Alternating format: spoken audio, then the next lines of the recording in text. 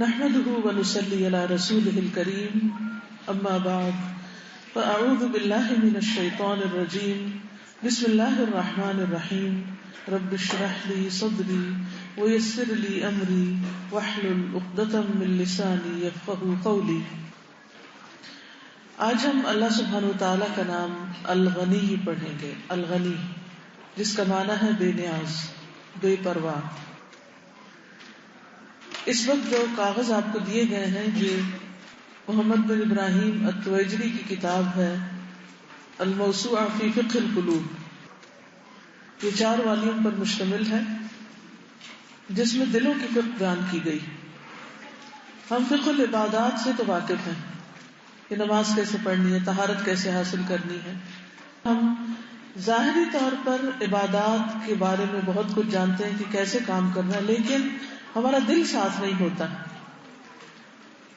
اگر دیکھا جائے تو ہمیں اللہ سبحانہ وتعالیٰ نے اپنی عبادت کے لیے پیدا کیا ہے، اور عبادت کس کو کہتے ہیں؟ عبادت کہتے ہیں کمال محبت، یعنی محبت کی انتہا کے ساتھ۔ اس وقت میں ریکویسٹ کروں گی کہ ہر کوئی خود ہی آ کے کرسی ڈھونڈ لے کر بیٹھ جائے گا، آپ سب بیٹھ جائیے، کیونکہ جب کلاس شروع ہو جائے تو پڑھنے سے زیادہ کوئی چیز اہم نہیں، کیونکہ علم کی مجلس کا ایک ادب اور ایک احترام ہوتا ہے۔ جب تک وہ ادب اور احترام نہ کیا جائے تو علم صرف انفارمیشن ہوتا ہے، انفارمیشن کہ آپ کے پاس بہت سی معلومات اکٹھی ہو گئی ہیں، لیکن آپ کو علم کی دولت حاصل نہیں ہوئی۔ اور جب علم کی دولت آتی ہے تو ہی عمل بدلتا ہے۔ علم عمل کو دعوت دیتا ہے، صرف انفارمیشن عمل کو دعوت نہیں دیتی۔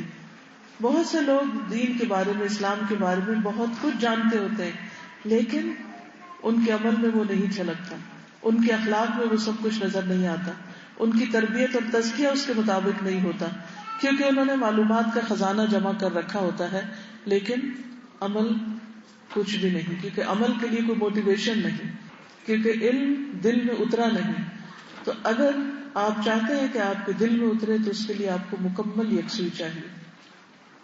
کیا آپ میری بات سن رہے ہیں؟ آپ بیٹھ جائیں، ایک شخص بھی کھڑا نہ ہو۔ اور علم حاصل کرنے کے لیے غور و فکر اور پوری توجہ کے ساتھ سننا، اور پھر اس کے اوپر ریفلیکٹ کرنا، اس میں غور و فکر کرنا کہ کیا کہا گیا ہے، کیوں کہا گیا ہے، اور کیا یہ سب کچھ میری زندگی میں ہے یا نہیں، یہ بے انتہا ضروری ہوتا ہے۔ بعض اوقات ہم علم دوسروں کے لیے حاصل کرتے رہتے ہیں، جبکہ علم ہمارے اپنے لیے ہوتا ہے، اور تبلیغ بھی وہ سب سے بہترین ہوتی ہے جو انسان کے عمل سے ہو رہی ہے۔ ٹھیک ہے، تو اس لیے ہماری نیت کیا ہوگی؟ جو کچھ بھی آج جتنا بھی اللہ تعالیٰ ہمیں سکھائے گا، ہم اس مجلس میں آنے سے پہلے جو انسان ہے اس سے بہتر انسان بن سکے، کیونکہ یہی ہمارے حق میں پھر حجت بنے گی۔ اور اگر ہم پہلے جیسے ہی رہے یا پہلے سے بھی نیچے چلے گئے تو پھر یہ مجلس ہمارے خلاف حجت ہوگی۔ تو اس لیے اللہ تعالیٰ سے دعا کرتے ہیں کہ وہ ہمیں اخلاص نیت عطا کرے اور بہترین علم اور بہترین عمل کی توفیق عطا فرمائے، اور ہمیں یہ خزانہ نصیب فرمائے۔ تو آج ہم پڑھ رہے ہیں اللہ سبحانہ وتعالیٰ کا نام الغنی۔ جب میں پڑھوں گی عربی تو آپ بھی عربی کو دیکھتے جائیے، پھر میں ترجمہ کروں گی، تھوڑی سی وضاحت کروں گی، تو آپ اس کے نوٹس بنا سکتے ہیں۔ لیکن جس وقت عربی پڑھی جا رہی ہو اس وقت آپ کی توجہ کتاب پر رہے۔ وَمِنْ أَسْمَائِهِ الْحُسْنَى عَزَّ وَجَلَّ الْغَنِيُّ قال اللہ تعالی یا ایھا الناس انتم الفقراء الی اللہ واللہ هو الغنی الحمید۔ اور اس کے اچھے اچھے ناموں میں سے عز وجل کے، عز وجل جو عزت و جلال والا رب ہے، بزرگی والا رب ہے، ایک نام الغنی بھی ہے۔ اس نام کا ثبوت قرآن مجید میں کہاں ہے؟ دلیل کہاں ہے؟ قال اللہ تعالی، اللہ تعالی نے فرمایا یا ایھا الناس انتم الفقراء الی اللہ، اے لوگو تم سب اللہ کے محتاج ہو، یعنی تمہیں رب کی ضرورت ہے۔ واللہ، اور اللہ، هو الغنی، وہ بے نیاز ہے، الحمید آپ سے آپ تعریف والا ہے، اپنی ذات میں آپ محمود ہے، یعنی تمہیں اپنے رب کی ضرورت ہے، رب کو تمہاری ضرورت نہیں.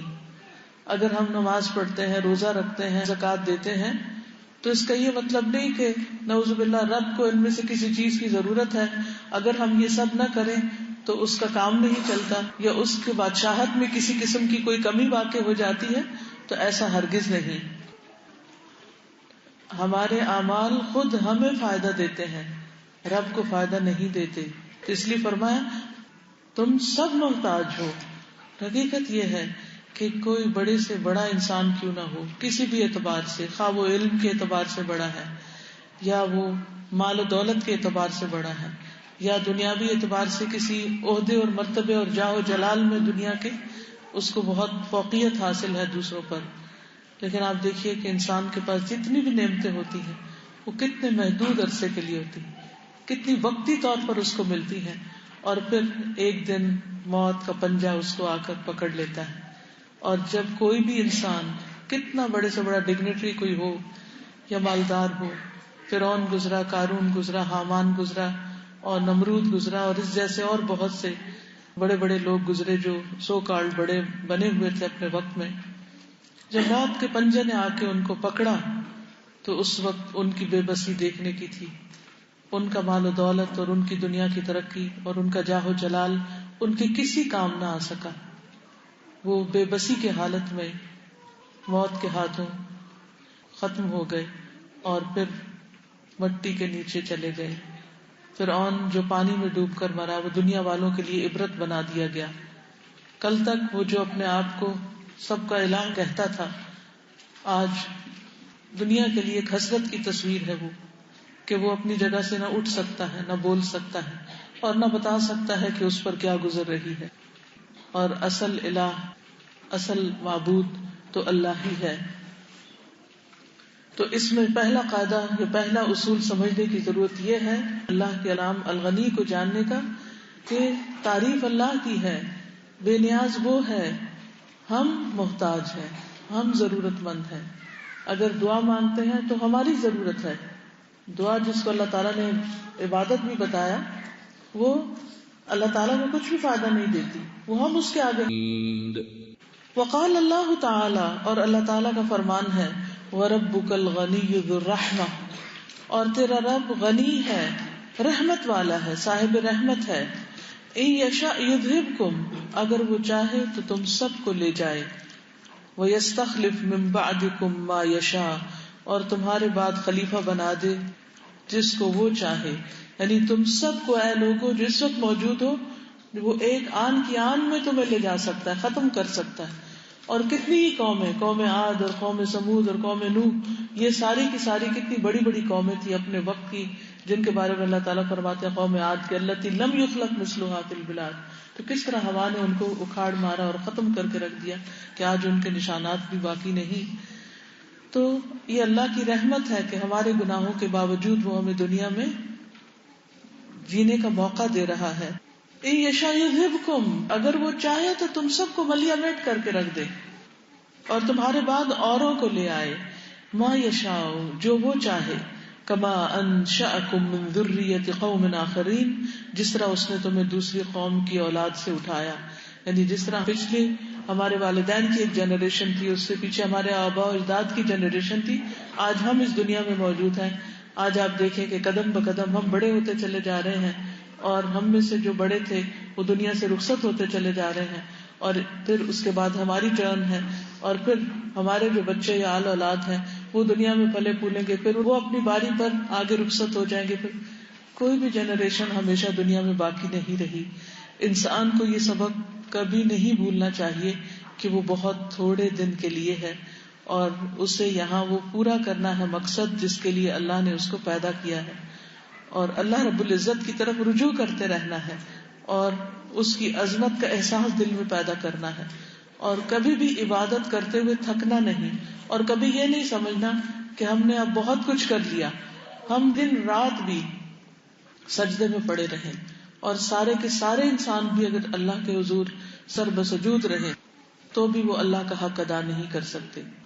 یعنی اگر انسان اپنی پیدائش کے دن سے لے کے موت کے دن تک بھی سجدے میں پڑا رہے، جو کہ ممکن نہیں، لیکن اگر پڑا بھی رہے تو وہ ایک ادنا سے ادنا نعمت کا بھی شکرانہ ادا نہیں کر سکتا، اس کے قابل نہیں ہو سکتا. تو اس لیے اگر توفیق ہوتی ہے کسی بھی عبادت کی تو ہمیشہ یاد رکھیے کہ یہ ہمارے اپنے ہی فائدے کے لیے ہے.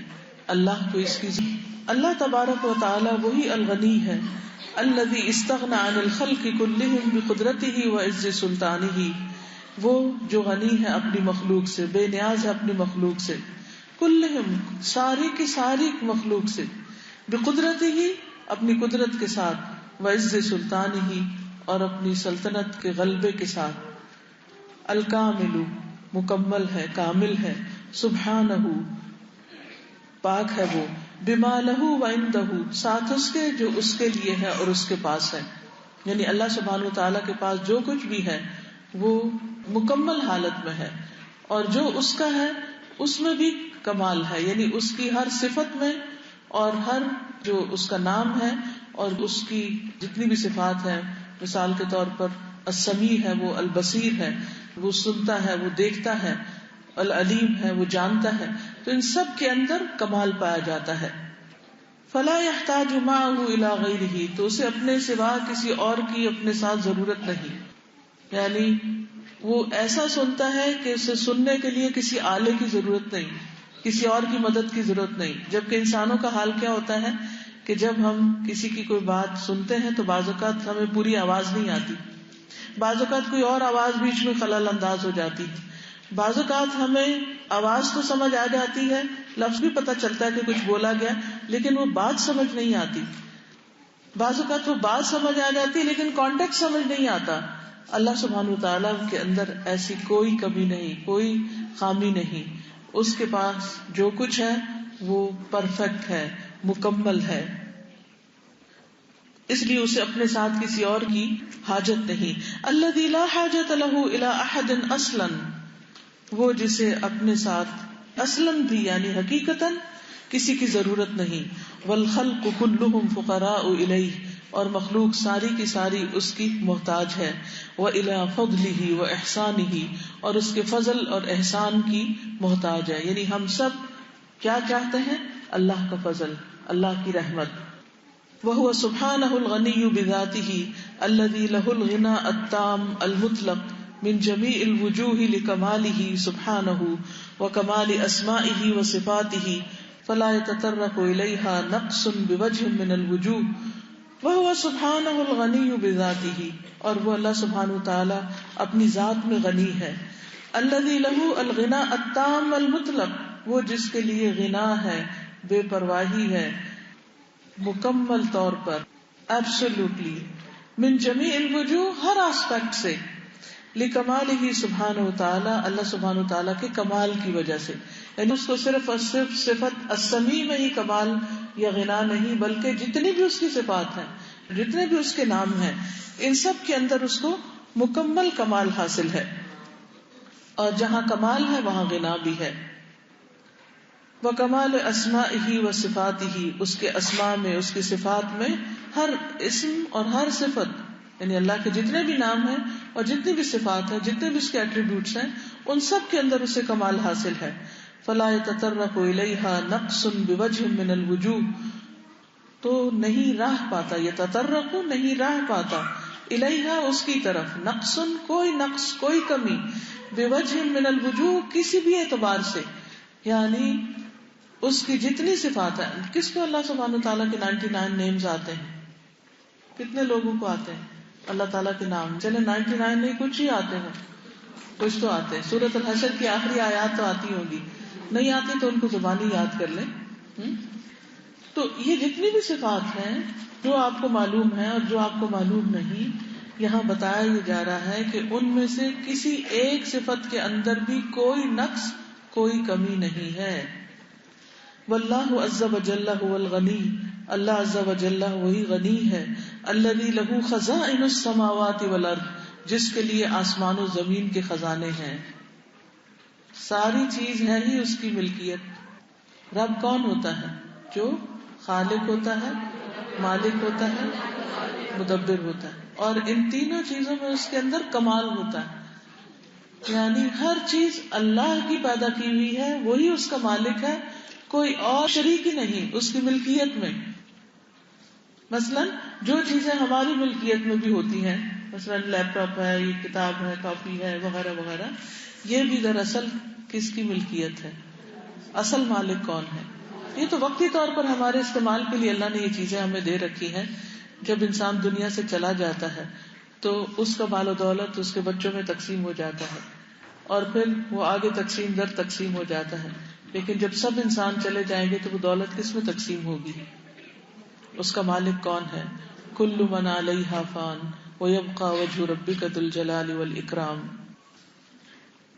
واللہ عز وجل هو الغنی الذی له خزائن السماوات والارض وخزائن الدنیا والآخرہ. اللہ کے لیے ہیں دنیا اور آخرت کے خزانے، صرف دنیا کے خزانے نہیں، آخرت کے بھی، وہ جو ہم جانتے ہیں اور وہ جو ہم جانتے ہی نہیں. وعنده خزائن کل شیء، اور اس کے پاس ہر چیز کے خزانے ہیں. وله کل شیء، اور اسی کے لیے ہے ہر چیز. ہر چیز، کسی بھی چیز پہ جو نگاہ جائے، کسی بھی چیز کے بارے میں جو آپ جانتے ہو، کسی بھی چیز کو دیکھ کر آپ کے اندر ہیبت پیدا ہو کہ واہ یہ کس کی ہے، اور جس کی یہ ہے وہ تو بہت بڑے کمال والا شخص ہے. نہیں، ہمیشہ سوچا کریں انسانوں میں سے جس کی بھی ہے وہ تو ختم ہونے والا ہے. خواہ کوئی حکومت ہے یا کوئی عمارت ہے یا کوئی لینڈز ہے یا کوئی ملک ہے یا کچھ بھی، وہ تو ختم ہونے والا ہے. یہ تو اصل میں رب کی ہے، یہ سب کچھ تو میرے مالک کا ہے. وَبِيَدِهِ كُلُّ شَيْءٍ، اور اسی کے ہاتھ میں ہے ہر چیز. اصل مالک مختار وہی ہے. وَإِن مِّن شَيْءٍ إِلَّا عِندَنَا خَزَائِنُهُ وَمَا نُنَزِّلُهُ إِلَّا بِقَدَرٍ مَّعْلُومٍ، اور نہیں کوئی بھی چیز مگر ہمارے پاس ہے اس کے خزانے. اس لیے کبھی بھی دعا مانگتے ہوئے مایوس نہ ہو کہ ہر چیز کے خزانے اللہ کے پاس. وَمَا نُنَزِّلُهُ، اور نہیں ہم اتارتے اس کو، إِلَّا بِقَدَرٍ مَّعْلُومٍ، مگر ایک معلوم اندازے کے مطابق. یعنی جب ہماری کوئی دعا قبول نہیں ہوتی تو اس کا یہ مطلب نہیں ہوتا کہ اللہ تعالیٰ کے پاس وہ چیز ہے نہیں. اس کا مطلب یہ ہوتا ہے کہ اللہ کے پاس تو ہے لیکن ابھی اس کی حکمت اور مشیت کے مطابق وہ چیز ہمیں نہیں ملنی چاہیے. کیونکہ کئی دفعہ ایسا ہوتا ہے نا کہ کوئی چیز جس کی ہم دعا کرتے ہیں اگر وہ ہمیں مل جائے تو ہمارے لیے نقصان دہ ہو جائے. جیسے سورۃ کہف آج آپ نے پڑھی ہوگی، اور اس میں وہ واقعہ آتا ہے نا کہ جس میں نیک والدین کا ایک بچہ تھا جو ابھی چھوٹا تھا، تو خضر علیہ السلام نے اس کو قتل کر دیا اللہ کے حکم سے. اور اس کی وجہ کیا بتائی گئی؟ اس کی وجہ یہ بتائی گئی کہ یہ بڑے ہو کے ماں باپ کو ستانے والا تھا.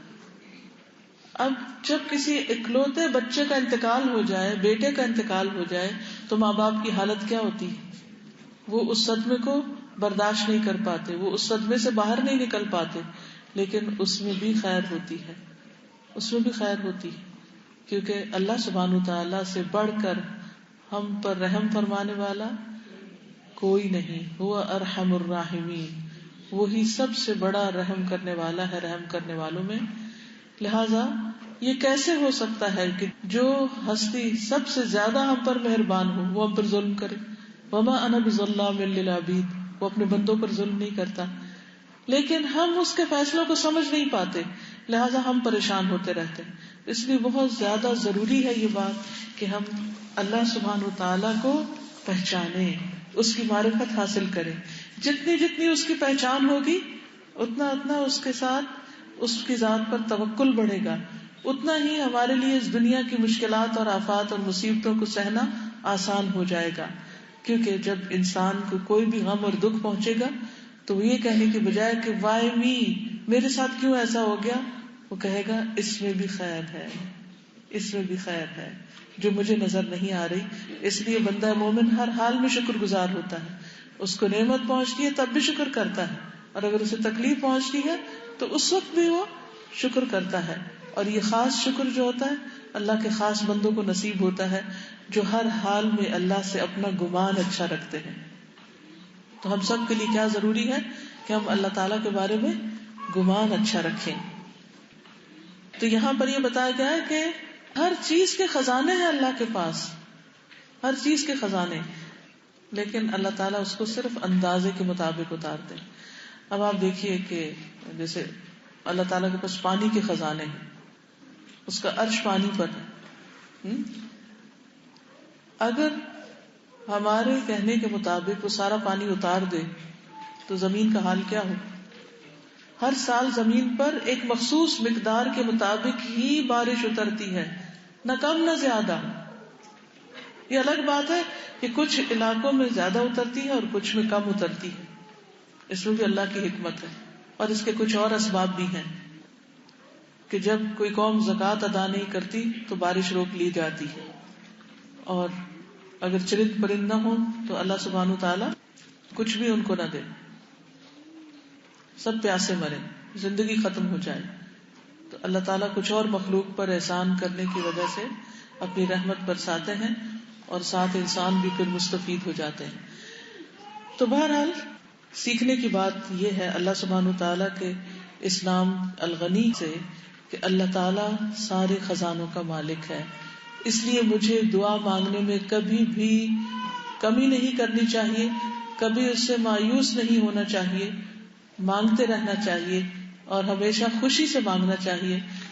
خواہ 40 سال ہی کیوں نہ گزر جائیں مانگتے مانگتے، پھر بھی مانگتے رہیں، کیونکہ اللہ کے پاس تو خزانے ہیں. مثلا آپ بیمار ہیں، آپ کا بچہ بیمار ہے، تو کبھی یہ سوچ کے کہ یہ بیماری تو ٹھیک نہیں ہونے کی، چھوڑو کیا ضرورت ہے دعا مانگنے کی، نہیں، آپ پھر بھی مانگتے جائیں. آپ کے کاروبار میں کوئی مشکل ہے تو آپ یہ نہ سوچیں کہ یہ تو کبھی ٹھیک نہیں ہو سکتا، سب کچھ ہو سکتا ہے. آپ مانگتے چلے جائیں اور اللہ سنتا ہے، وہ سننے والا ہے اور اس کے پاس سارے خزانے موجود ہیں. پھر کہتے ہیں وَهُوَ سُبْحَانَهُ الْغَنِيُّ الْمُغْنِيُّ جَمِيعَ الْخَلَائِقِ غِنًى عَامًّا فَكَمَا أَنَّهُ لَا خَالِقَ غَيْرَهُ فَلَا رَازِقَ غَيْرَهُ فَاللَّهُ وَحْدَهُ هُوَ الَّذِي يَرْزُقُ الْخَلْقَ وَهُوَ الَّذِي أَنْعَمَ عَلَيْهِمْ بِنِعَمِهِ الَّتِي لَا تُعَدُّ وَلَا تُحْصَى كما قال سبحانه وَإِن تَعُدُّوا نِعْمَةَ اللَّهِ لَا تُحْصُوهَا إِنَّ اللَّهَ لَغَفُورٌ رَحِيمٌ. وَهُوَ سُبْحَانَهُ الْغَنِيُّ، وہ اللہ سبحانہ وتعالی غنی ہے، المغنی غنی کرنے والا ہے، جمیع الخلائق ساری مخلوق کو، غنًا عامًا عام غنا کے ساتھ، عام دولت کے ساتھ، وَكَمَا أَنَّهُ لَا خَالِقَ غَيْرَهُ جیسا کہ اس کے سوا کوئی خالق نہیں، فَلَا رَازِقَ غَيْرَهُ تو اس کے سوا کوئی رازق بھی نہیں. یعنی غنی یہاں پر دولت مند ہونے کے معنوں میں آیا ہے، یعنی رازق ہونے کے معنوں میں کہ اللہ سبحانہ وتعالی ساری دولت کا مالک ہے، سارے خزانوں کا مالک ہے، لہذا کسی کے پاس کچھ بھی جو ہے وہ دراصل اللہ تعالیٰ کا دیا ہوا ہے. اپنے بینک اکاؤنٹ کے بارے میں سوچئے، اپنی جیولری کے بارے میں سوچئے، اپنے ڈریسز کے بارے میں، اپنی اولاد کے بارے میں، اپنے گھر کے بارے میں، گھر کے اندر پائے جانے والے سارے ساز و سامان کے بارے میں. ان سب چیزوں کو جب دیکھیں کہ یا رب یہ بھی تیرا، یہ بھی تیرا، یہ بھی تیرا، یہ بھی تیرا، یہ تو نے دیا ہے. یہ کس نے دیا ہے؟ یا رب یہ تو نے دیا ہے، تیرا شکر ہے، تیرا فضل ہے، میں تیری رحمت سے کبھی بھی نا امید نہیں. آپ دیکھیں آپ کا دل خوشی سے بھر جائے گا. اور اگر آپ یہ کہیں یہ بھی میرا اور یہ میرا اور یہ میرے فلاں کا اور یہ میرے فلاں کا، ٹھیک ہے وقتی طور پر انسانوں کو اپنے اپنے ملکیت کا حق ہوتا ہے، لیکن اصل مالک اللہ ہے، وہ تو وقتی طور پر ہمیں دیا گیا جو کچھ بھی دیا گیا. اور اس سوچ سے، اس خیال سے اتنی خوشی ہوتی ہے کہ میرا رب ہر چیز کا مالک. اور اگر کسی اور کے پاس بھی ہو تو حسد نہیں آتا، کیونکہ اس وقت بھی انسان یہ سوچتا ہے میرے رب نے اس کو دیا ہے، یہ میرے رب کی تقسیم ہے. تو رب پہ پھر پیار آتا ہے. اچھا اگر ہماری بہن کو زیادہ ملا اور ہمیں کم ملا تو ہمیں کوئی غصہ نہیں آئے گا، ہمیں کوئی حسد نہیں ہوگا. کیوں؟ بہن کو بھی رب نے دیا اور مجھے بھی رب نے دیا. بہن کو بھی دینے والا وہ، اور وہ اس کا فیصلہ، اور مجھے بھی جو دیا یہ اسی کا فیصلہ.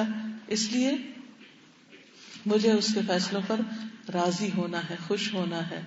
اور ساری دولت کا مالک وہی، اور جو دولت کسی کو بھی ملی وہ دینے والا بھی وہی، ہر ایک کو رزق دینے والا وہی. فاللہ وحدہ هو الذی یرزق الخلق، بس اللہ اکیلا وہی مخلوق کو رزق دیتا ہے. وہو الذی انعم علیہم، اور وہی ہے جس نے ان پر انعام کیا ہے. بنعمہ التی لا تعد ولا تحصى، اس کی ان نعمتوں کے ساتھ جو گنی نہیں جا سکتی اور جن کا شمار نہیں کیا جا سکتا. اور حقیقت ہے کہ ہمارے پاس جو کچھ ہے، اگر آج آپ کو میں یہ اسائنمنٹ دوں کہ آپ گھر جا کر اپنی چیزیں گننا شروع کر دیں تو صرف کچن کی چیزیں ہی گنتے گنتے رات ہو جائے گی، اور باقی جو کچھ ہے ہمارے پاس وہ نہیں صرف جو ہمیں مادی شکل میں نظر آتا ہے، خود اپنے جسم کے اندر جو کچھ آپ پاتے ہیں، ان سارے اعضاء 360 تو جوڑ ہی ہیں، نام بھی نہیں آتے ہمیں تو اپنے جوڑوں کے. اگر کوئی ہم سے پوچھے کہ کتنے جوڑ ہیں تمہارے پاس اور ان کے نام بتاؤ تو ہم خالی ہیں، ہمارا علم تو اتنا محدود ہے. ہم کیا کچھ کھاتے ہیں لیکن ہر چیز کا نام بھی نہیں جانتے. اور پھر یہ تو صرف وہ مادی چیزیں چند ایک نظر آتی ہیں جو اسبغ علیکم نعمہ ظاہرۃ و باطنہ، کہ اللہ نے اپنی جو نچھاور کی ہیں نعمتیں ظاہری بھی اور ہڈن بھی، ان سین بھی، ان کو کہاں سے دیکھیں گے، کہاں سے گنیں گے، کہاں سے تولیں گے، کہاں سے ان کو شمار کریں گے؟ ہم کر ہی نہیں سکتے. سوچنے کی بات کیا ہے کہ جب بھی یہ سب چیزیں دیکھیں تو اپنے آپ کو دولت مند نہ سمجھیں، یہی سوچیں کہ اصل دولت کا مالک تو اللہ ہے، اور یہ سب کچھ اس کا فضل ہے، اس نے مجھے دیا ہے کسی بھی شکل میں، اور جو مجھے نظر آ رہا ہے وہ بھی، اور جو مجھے نظر نہیں آ رہا وہ بھی. وَإِن تَعُدُّوا نِعْمَتَ اللَّهِ لَا تُحْصُوهَا، اور اگر تم اللہ کی نعمتوں کو شمار کرنا چاہو، گننا چاہو تو ان کا احاطہ نہیں کر سکتے، شمار نہیں کر سکتے. ان اللہ لغفور رحیم، بے شک اللہ تعالی غفور الرحیم ہے. سبحانہ الغنی الذی اغنی جمیع الخلق غنى مطلقا، اور وہ اللہ سبحانہ وتعالی ایسا غنی ہے، الذی اغنی جمیع الخلق، جس نے ساری مخلوق کو غنی کیا، غنى مطلقا، مطلق غنا سے، المغنی لخواص خلقہ بما افاض علی قلوبہم من الایمان، وہ جو غنی کرنے والا ہے اپنی خاص مخلوق کو ساتھ اس کے جو اس نے عطا کیا ان کے دلوں کو، یا پہنچایا ان کے دلوں کو ایمان میں سے، ومعرفت جلالہ و جمالہ و آلائہ، اور اس کے جلال، جمال اور نعمتوں کی معرفت سے. یعنی اللہ تعالیٰ نے اپنے بندوں کو دو طرح کی نعمتیں دی ہیں، ایک عام نعمتیں ہیں اور ایک خاص نعمتیں ہیں. وہ ایسا غنی ہے کہ جس نے عام نعمتیں بھی سب کو عطا کی ہیں، لیکن اس نے خاص نعمتیں اپنے خاص بندوں کو دی ہیں. اور وہ خاص نعمتیں کیا ہیں؟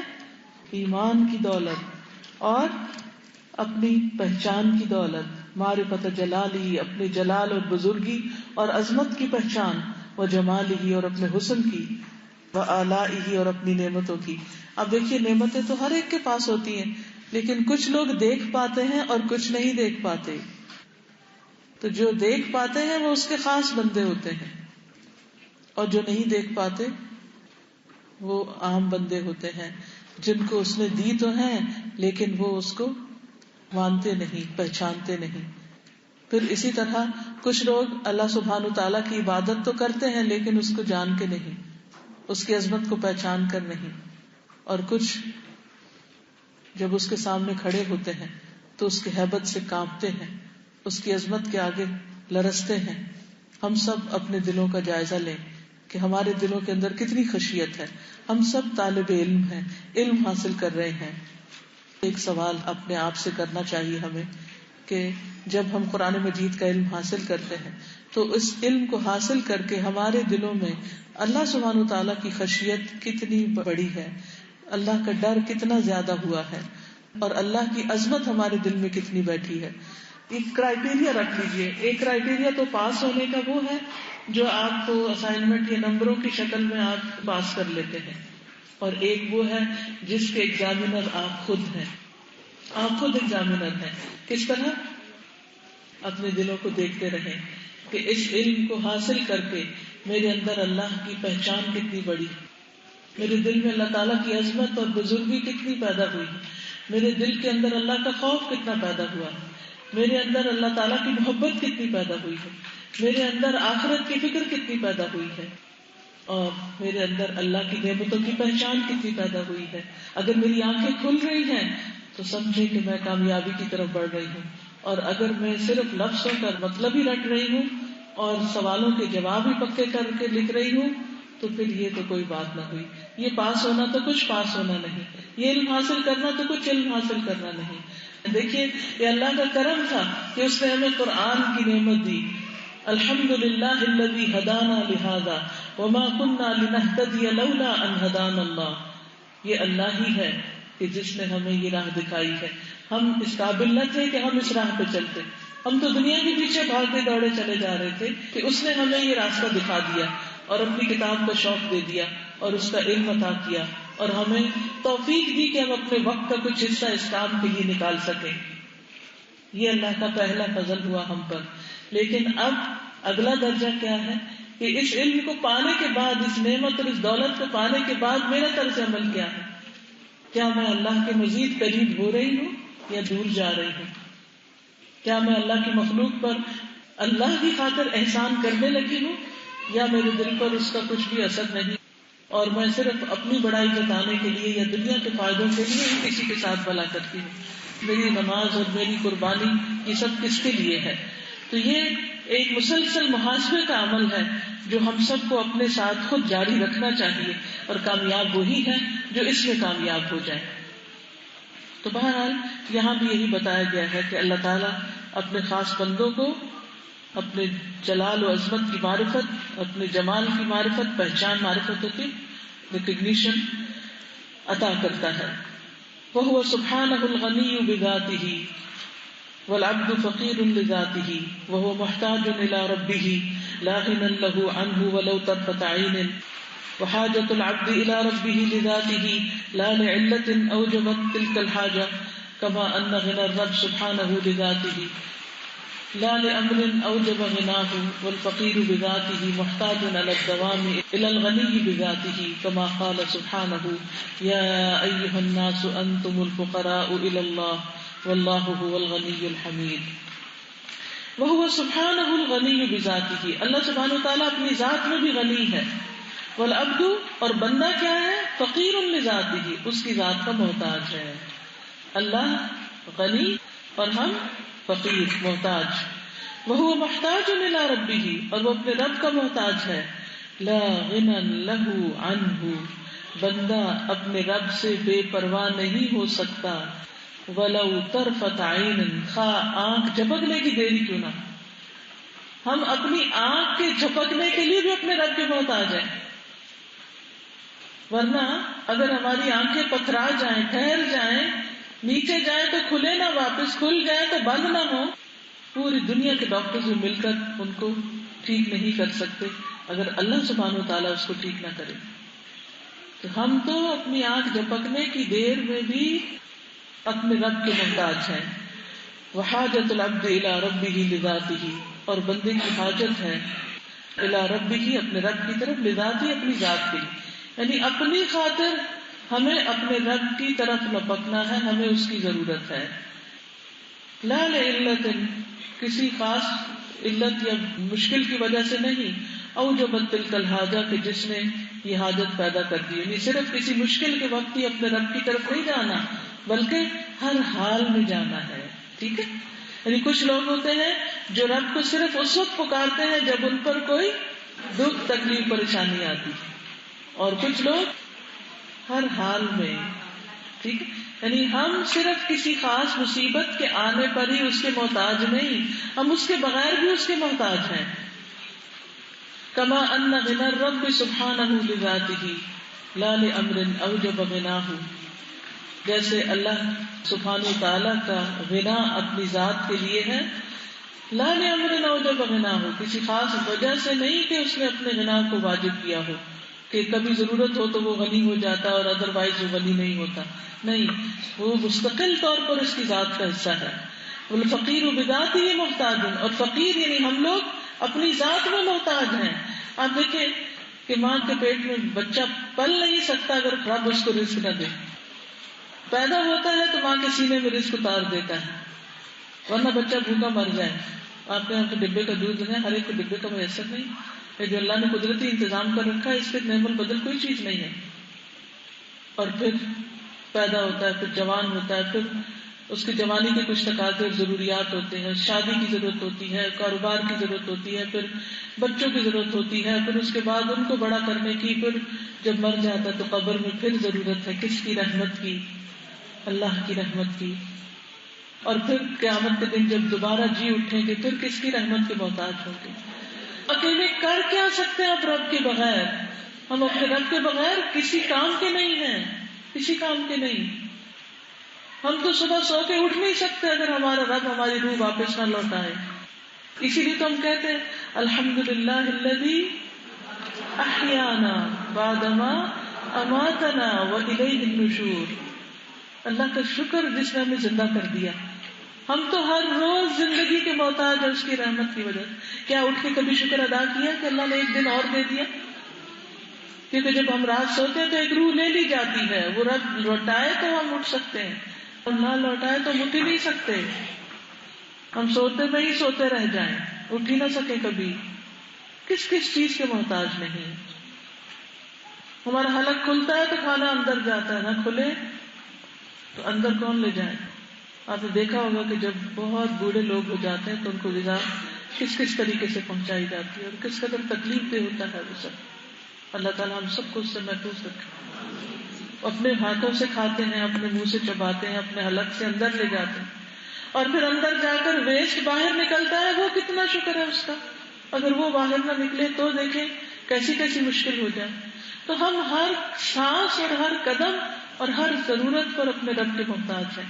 اس لیے کچھ بھی جو ہمیں ملا ہے اس پر شکر گزار ہوتے چلے جانا ہے. والفقیر بذاتہ محتاج، اور فقیر یعنی محتاج انسان اپنی ذات میں محتاج ہے. الگ دوام ہمیشہ ہمیشہ کے لیے الی الغنی، اس غنی رب کا، بذاتہ اس کی ذات کا. کما قال سبحانہ، جیسے اس کا فرمان ہے، یا ایھا الناس انتم الفقراء الی اللہ، اے لوگو تم سب اللہ کے محتاج ہو. واللہ هو الغنی الحمید، اور اللہ وہ بے نیاز ہے، تعریف والا ہے. آپ میں سے کوئی کچھ ریفلیکشن دینا چاہے گا، کچھ کہنا چاہے گا؟ اگر اس نام پر مزید کچھ کہنا چاہے، جو کچھ اب تک کہا گیا اس پر مزید کچھ بولنا چاہے. چلیے شرما رہے ہیں، آج پہلا دن ہے، ٹھیک ہے. پھر باقی کلاسز کے لیے تیار رہیے، کیونکہ میں صرف اکیلے نہیں بولتی ہوتی، میرے ساتھ سب بولتے ہیں، اور پڑھنے کا طریقہ ہی یہی ہوتا ہے. یعنی لرننگ جو ہوتی ہے وہ 2 ways ہوتی ہے. خالی ایک استاد بولتا چلا جائے تو وہ کافی نہیں ہوتا. ٹھیک ہے، چلیے. وفقر العالم كله الى الله سبحانه وتعالى امر ذاتي لا يعلل، فهو فقير الى ربه في ایجاده وفي بقائه وفي حياته وفي امداده وفي تدبيره. وفقر العالم، اور ساری دنیا کی محتاجی، پورے جہان کی محتاجی، کلہ سب کی سب کی، الی اللہ سبحانہ وتعالی، اللہ سبحانہ وتعالی کی طرف. سارا عالم یعنی صرف میں اور آپ نہیں، پوری دنیا کس کی محتاج ہے؟ اللہ کی، اپنے رب کی. امر ذاتی، یہ ان کی ذات کا حصہ ہے، ذاتی طور پر. لا يعلل، جس کی کوئی خاص علت نہیں، یعنی کسی خاص بیماری یا کمی کی وجہ سے نہیں، بلکہ اپنی ذات میں محتاج ہے انسان. فهو فقیر الی ربہ، وہ اپنے رب کا محتاج ہے. فی ایجادہ، اپنی پیدائش میں. ایجاد کا کیا مطلب ہے؟ عدم سے وجود میں آنا، اپنے وجود کے اعتبار سے. وفی بقائہ، اور اپنی بقا یعنی زندگی کے اعتبار سے. وفی حیاتہ، اور اپنی حیات کے اعتبار سے. وفی امدادہ، اور اپنی یعنی کہ اللہ نے جو اس کو مدد عطا کی ہے اس کے اعتبار سے، یعنی جو نعمتیں اس کو عطا کی ہیں. وفی تدبیرہ، اور اپنی تدبیر کے اعتبار سے، جو کچھ ہم کام کاج کرتے ہیں، جو پلان کرتے ہیں، منصوبے بناتے ہیں، ان سب میں ہم اللہ کے محتاج ہیں. آپ کبھی سوچیں کہ کبھی ایسا ہوتا ہے نا کہ کوئی حادثہ ہوتا ہے، کہیں آگ لگ جاتی ہے تو اچانک آپ کے دل میں تدبیر سوچ جاتی ہے اس طرح اس حادثے سے نپٹا جائے. کبھی آپ نے سوچا کہ آپ نے 1 گھنٹہ پہلے سوچ کے رکھا تھا، پلاننگ کر کے رکھی تھی، جب یہ مشکل آئے گی تو پھر میں اس سے اس طرح نپٹوں گی. کیسے ساتھ ساتھ اللہ تعالیٰ تدبیریں سجاتا رہتا ہے. تو یہ دراصل کس کا کرم ہے، کس کا فضل ہے؟ اللہ رب العزت ہی کا. تو انسان اپنی بقا، اپنی زندگی، اپنی نعمتوں کی حصول اور تدبیر، ہر چیز میں اپنی ذات کے اندر محتاج ہے. یہ نہیں کہ کسی وقت کبھی کسی خاص بیماری کی وجہ سے یا کسی تکلیف کی وجہ سے محتاج ہو جاتا ہے. بیماری میں تو ہم دوا کے محتاج ہوتے ہیں، لیکن ہر روز کھانے کے محتاج ہوتے ہیں، ہے نا؟ ایسا ہی کوئی دن گزرا کبھی کہ ہم نے کچھ کھایا نہ ہو یا پیا نہ ہو. یہ ہماری ضرورت ہے نا، یہ محتاجی ہمیں لگی ہوئی ہے. احتیاج کہتے ہیں حاجت کو. یہ ہماری حاجت ہے, ہماری ضرورت ہے. لیکن اللہ سبحانہ و تعالیٰ کو کھانے کی ضرورت نہیں, اللہ سبحانہ و تعالیٰ کو پینے کی ضرورت نہیں. اللہ اپنی ذات میں بے نیاز اور بندہ اپنی ذات میں فقیر. ٹھیک ہے, کیا یاد رہے گا یہ جملہ؟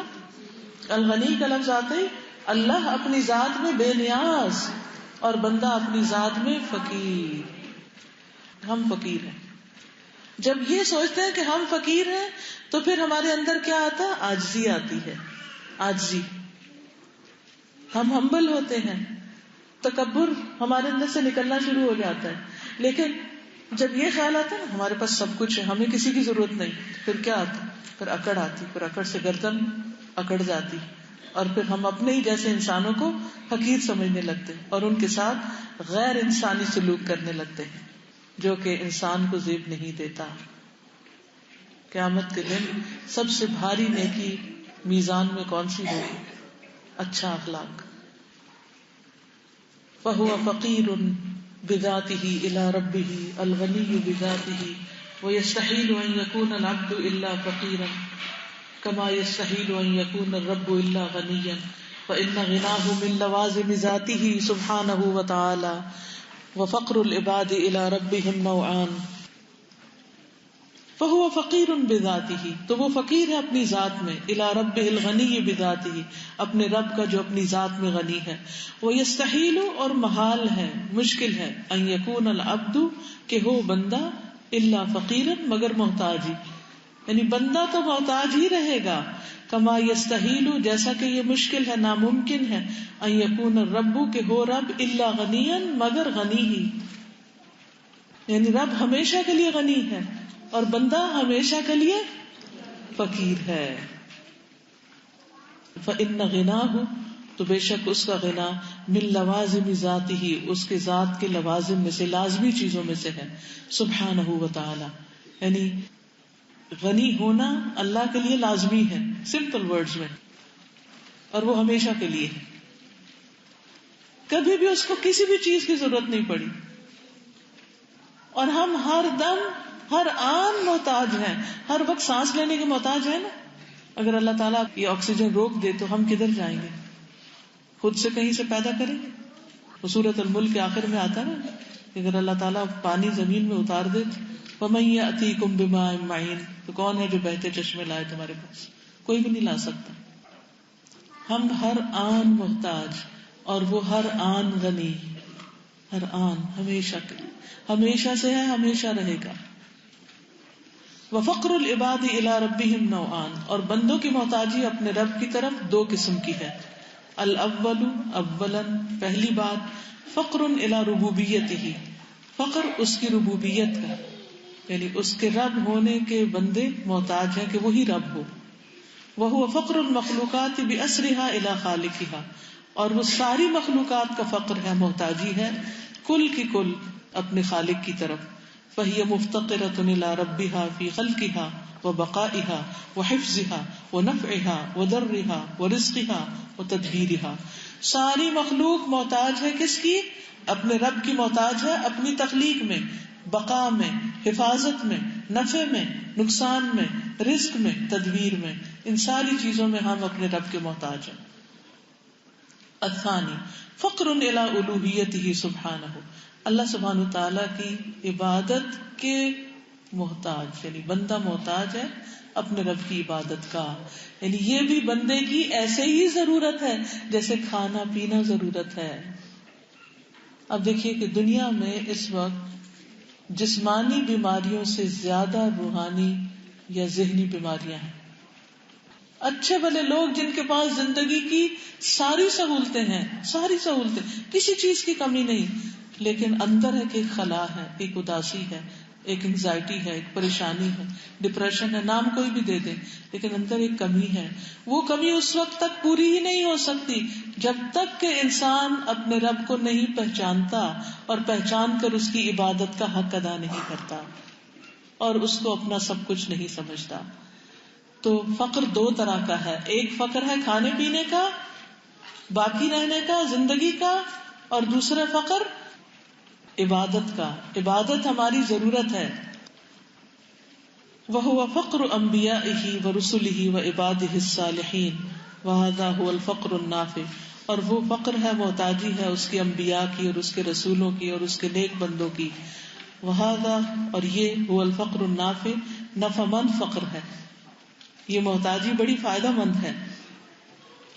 وَلُبُّهُ، اور اس کا خلاصہ، دوام الافتقار الی اللہ فی کل حال، محتاجی کا ہمیشہ ہونا اللہ ہی کی طرف ہر حال میں.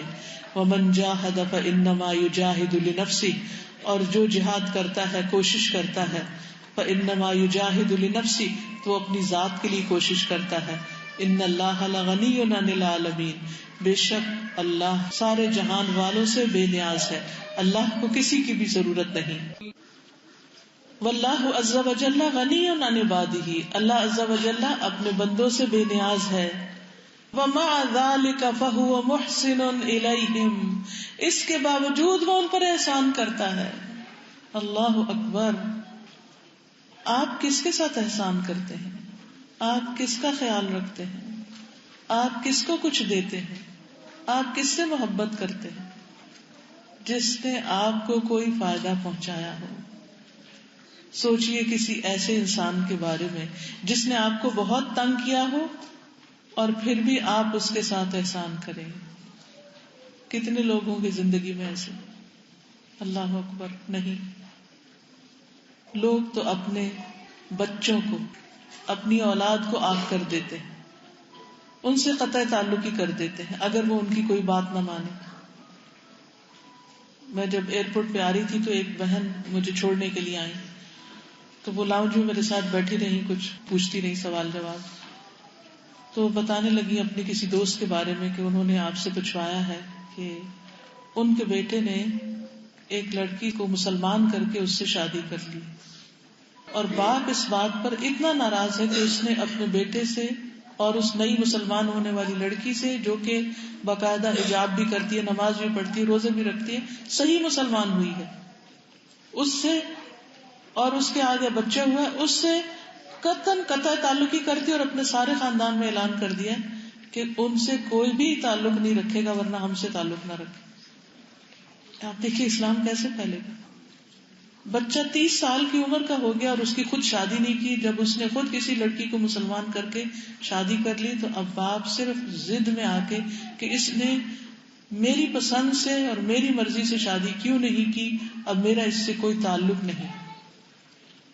ٹوٹل ریجیکشن، اپنی اولاد سے، اپنے بیٹے کو ریجیکٹ کر دیا کہ صرف ایک بات نہیں مانی، حالانکہ اس نے کوئی حرام کام نہیں کیا، اس نے کوئی گناہ کا کام نہیں کیا، اس نے ایک جان کو جہنم سے آزادی کا رستہ دکھایا اور ایک حلال طریقے سے اپنی زندگی بسر کر رہا ہے.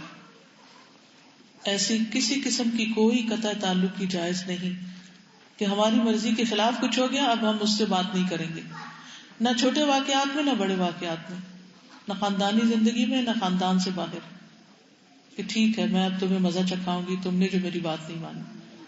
تھوڑا سا بھی کسی کے ساتھ ہمارا اختلاف ہو جاتا ہے نا، کوئی ہماری بات نہیں مانتا تو فوراً اپنے دل میں گرج رکھ لیتے ہیں، اور پھر موقع آنے پر اگر اور کوئی نقصان نہیں دیتے تو بات تو ضرور ہی سنا دیتے، تانا تو لازمی دیتے ہیں. یعنی کسی نہ کسی طرح اس کو احساس دلا کے چھوڑتے ہیں کہ تم نے میرے ساتھ یہ کیا، تم نے تو مجھے پوچھا ہی نہیں، تم نے تو میرے ساتھ ایسا اور ایسا کیا. اور پھر اور کچھ نہیں تو اگنور کریں گے.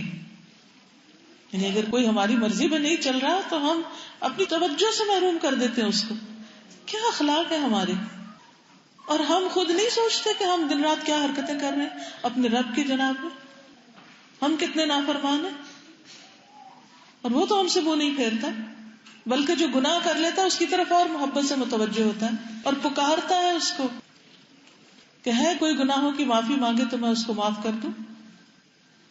من یستغفرنی فاغفر لہ، وہ ہے الغنی، اور ہم ہیں محتاج ہی محتاج، لوگوں کی توجہ کے محتاج، لوگوں کی محبتوں کے محتاج، لوگوں کی تعریف کے محتاج، لوگوں کے مدد کے محتاج، کہ بس وہ کریں ہمارے لیے کچھ تو ہمارا کام چلے، اور ہم جوابی پھر ان کے ساتھ بھلائی کریں اگر وہ ہمارے ساتھ اچھا کریں، اور اگر وہ اچھا نہیں کرے تو ہم سے کسی اچھائی کی توقع نہ رکھیں.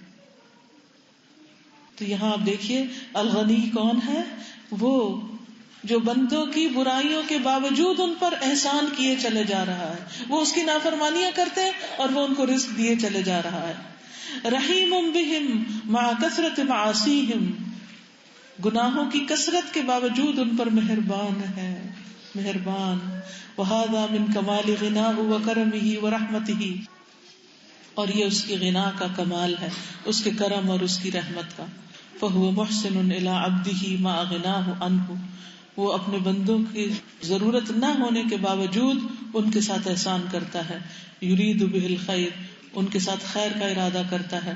ویکشف عنہ الضر، اور ان سے تکلیف دور کرتا ہے۔ لا لجلب منفعۃ الیہ من العبد، اس وجہ سے نہیں کہ بندوں سے اسے کوئی فائدہ چاہیے ہوتا ہے، بل رحمتا منہ واحسانا الیہ، بلکہ اس پر رحمت کرتے ہوئے اور اس کی طرف احسان کرتے ہوئے۔ وما خلقت الجن والانس الا لیعبدون ما اريد منهم من رزق وما اريد ان يطعمون ان اللہ هو الرزاق ذو القوة المتین۔ میں نے جن و انس کو اپنی عبادت کے لیے پیدا کیا، میں ان سے کوئی رزق نہیں مانگتا، میں رزق نہیں چاہتا، اور نہ میں چاہتا ہوں کہ وہ مجھے کھلائیں۔ یعنی ہم اپنی نماز پڑھ کے اللہ تعالیٰ کو کچھ کھلا پلا نہیں رہے ہوتے اور نہ کچھ دے رہے ہوتے ہیں۔ ان اللہ هو الرزاق، بے شک اللہ وہی الرزاق ہے، ذو القوت، قوت والا ہے، المتین، نہایت مضبوط، یعنی سب کچھ تو وہ دینے والا ہے۔ اللہ اکبر، یہ مجھے بہت ڈرانے والی لائن لگتی ہے۔ ومن قصد الی اللہ تعالی، اور جس نے ارادہ کیا اللہ سبحانہ تعالی کی طرف، یعنی اللہ کی طرف رجوع کیا، اللہ سبحانہ تعالی سے ایک لو لگائی، تعلق پیدا کیا۔ ثم رجع، پھر وہ لوٹ گیا، عند حوائجہ، اپنی حاجات کے وقت، الی غیر اللہ، طرف غیر اللہ کے، یعنی مانتا اللہ کو ہے لیکن حاجتیں دوسروں کے سامنے رکھتا ہے، غیر اللہ سے مانگتا ہے، سوال کرتا ہے۔ ابتلاہ اللہ سبحانہ بالحاجت الی الخلق، تو آزمائش میں مبتلا کرتا ہے اس کو اللہ تعالی حاجت کے ساتھ طرف مخلوق کے، یعنی مخلوق کا ہی محتاج بنا دیتا ہے۔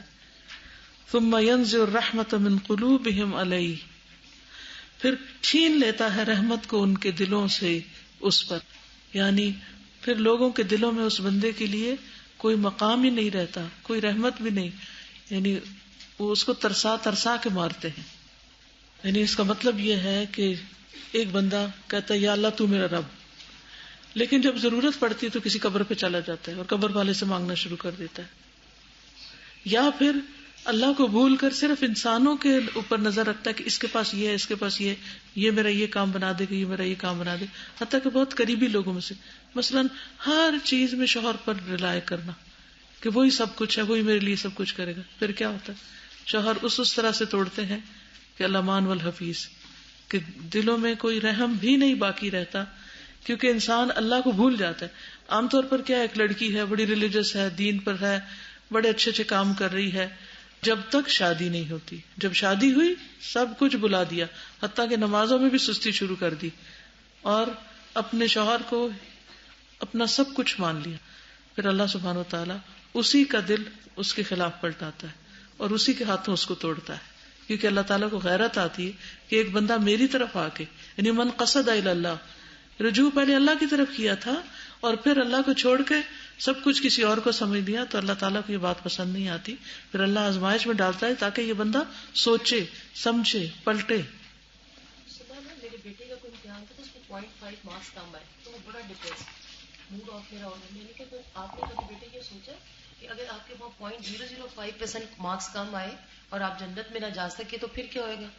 میں نے کہا آپ کی کبھی ایسی پریشانی اس وقت نہیں نا، میں نے کہا اس کو کریں کہ اللہ تعالیٰ نے آپ کو بتایا ہے کہ آپ کتنے بھی انٹیلیجنٹ ہیں نا، بٹ کرنے والی ذات وہ ہے، بالکل، تو میں نے کہا آپ اس کو اس طرف ڈائیورٹ کریں، بالکل، کیونکہ اللہ تعالیٰ ہمیں کسی بھی امتحان میں ڈالتا ہے، اس لیے جھنجھوڑتا ہے ڈال کے تاکہ ہم ہوش میں آئیں، سمجھیں کہ ہم کیا کر رہے ہیں۔